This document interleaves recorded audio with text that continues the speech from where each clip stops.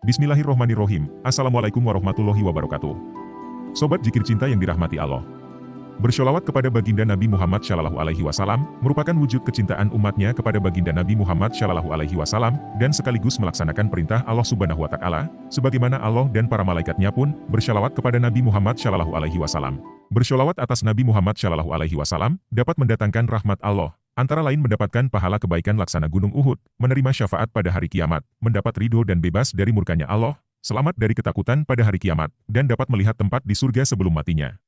Meskipun sholawat memiliki manfaat yang begitu besar, namun banyak umat muslim yang masih enggan bahkan mengabaikan sholawat atas Nabi Muhammad SAW.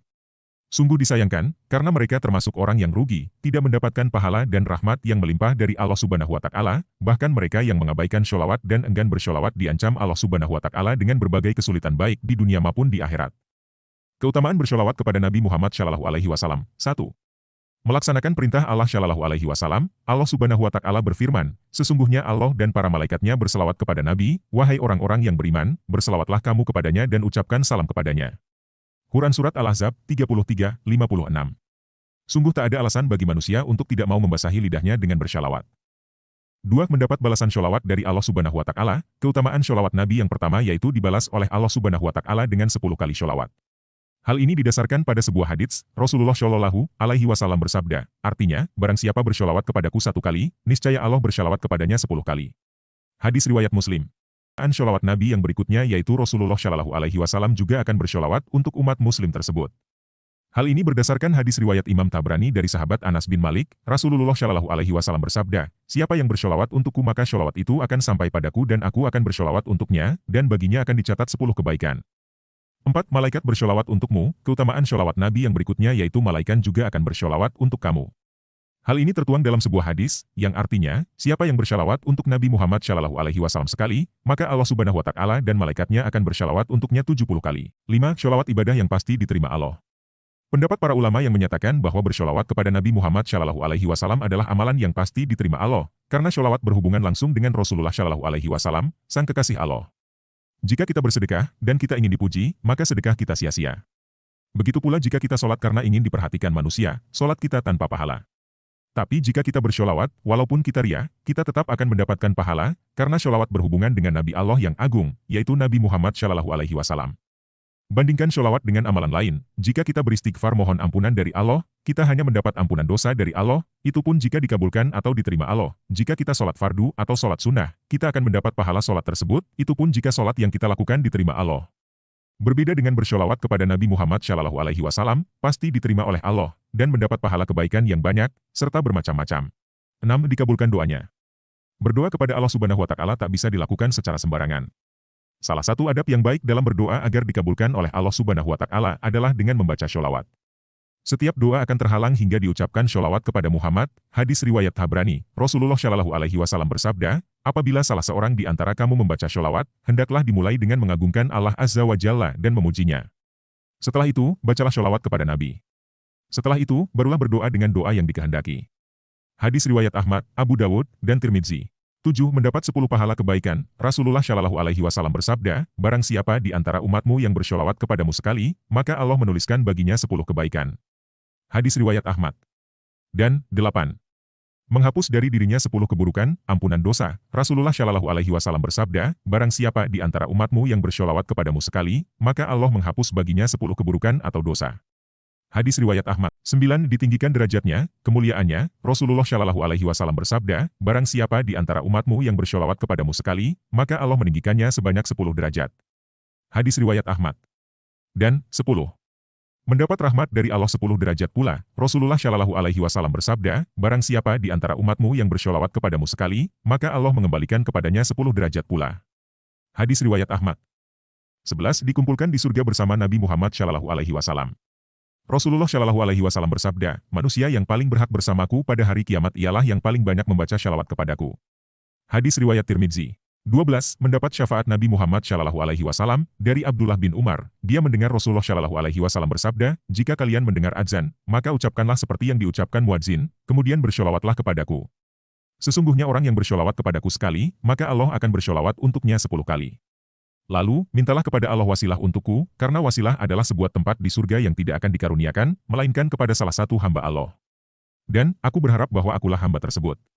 Barang siapa memohon untuk wasilah, maka ia akan meraih syafaat. Hadis riwayat Muslim.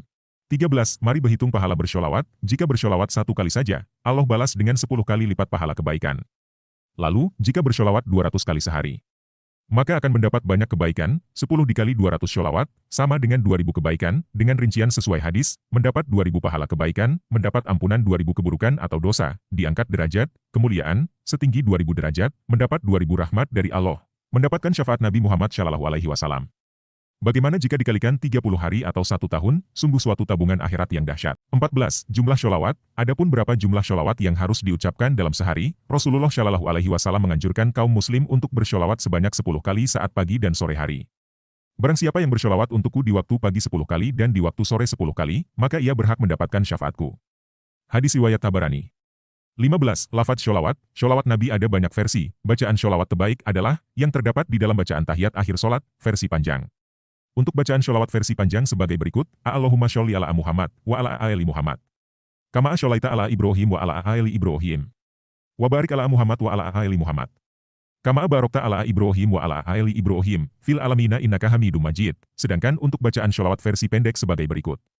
Allahumma sholli ala Muhammad, wa ala ali Muhammad. Ya Allah, berikanlah rahmat MU kepada junjungan kami Nabi Muhammad dan keluarga Nabi Muhammad. Ancaman Allah Subhanahu wa Ta'ala bagi yang tidak bersyolawat. Bersyolawat sangat penting dalam pandangan Allah Subhanahu wa Ta'ala, karena pentingnya, maka bagi mereka yang tidak bersyolawat, kelak terancam mendapatkan celaka. Berikut ancaman Allah Subhanahu wa Ta'ala terhadap mereka yang tidak membaca syolawat untuk Rasulullah SAW. Mendapatkan doa celaka dari malaikat Jibril. Di antara mereka yang akan mendapatkan doa celaka dari malaikat Jibril, adalah mereka yang mendengar nama baginda Rasulullah disebut, tapi dia tidak bersyolawat.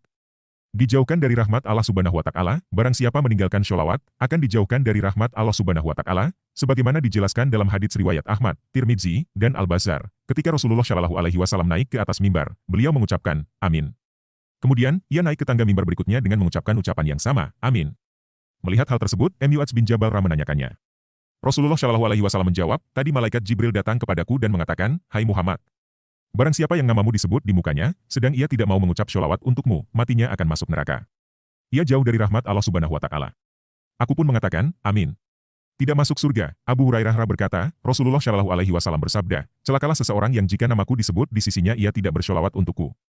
HR Tirmidzi dan Bazzar.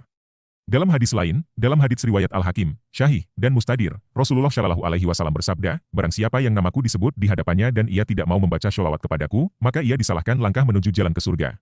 Syolawat kepada Rasulullah SAW niscaya akan menjadi bagian orang-orang kikir. Ali bin Abi Thalib, dari Rasulullah SAW bersabda, orang yang paling bakhil, kikir, adalah seseorang yang jika namaku disebut ia tidak bersyolawat untukku. Hadis riwayat Nasai, Tirmidzi dan Tabarani. Menyalahi jalan surga, orang yang tidak mengucapkan syolawat, mungkin tidak akan masuk surga, karena ibadahnya tidak membawa orang itu di jalan kebajikan. Dari Ibnu Abbas, Rasulullah SAW bersabda, barang siapa yang lupa mengucapkan syolawat untukku, maka ia telah menyalahi jalan surga. Ditasyihkan oleh Al-Albani.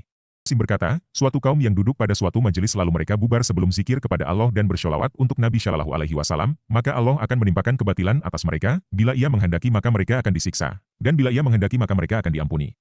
Hadis riwayat Tirmidzi dan Abu Daud.